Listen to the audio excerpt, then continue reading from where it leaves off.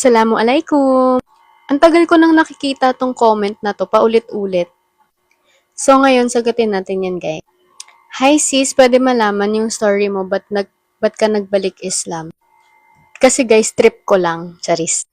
Quick story lang guys. Before ako nag-Islam, meron akong dalawang naging religion. Hindi ko nababanggitin kung ano yung naging dalawang religion ko, basta before ako nag-Islam, dalawa.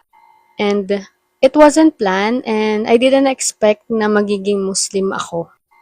As in, sa mga nakakakilala sa akin dyan, hindi nila or hindi nyo aakalain na ako ay magiging Muslim. Meron akong video dati dyan sa baba, scroll nyo lang, yung impact ng Islam sa buhay ko. Baka kasi yung iba iniisip dyan na dahil sa asawa, kaya nag-Muslim, dahil sa anak, kaya nag-Muslim.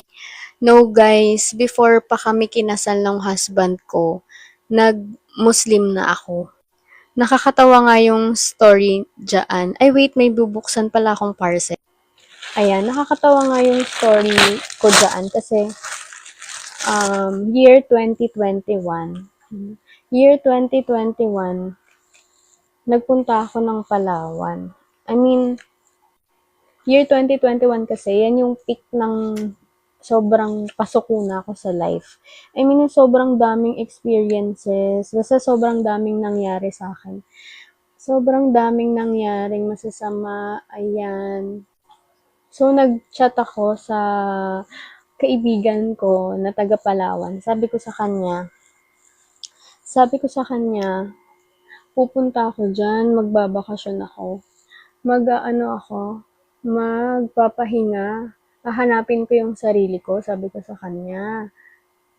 Sabi niya, sige, G lang, ganyan-ganyan. That time, pandemic pa yun, so pahirapan pa makapag-flight from Manila. Hindi pa madaling makalabas, hindi pa madaling makapag-flight.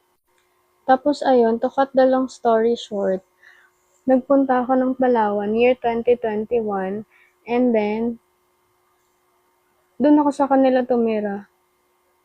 Tapos, itong si Gaga, kung nanonood ka man, may pinakilala sa akin. Tapos, ayun, at first, I was not interested kasi, wait lang guys.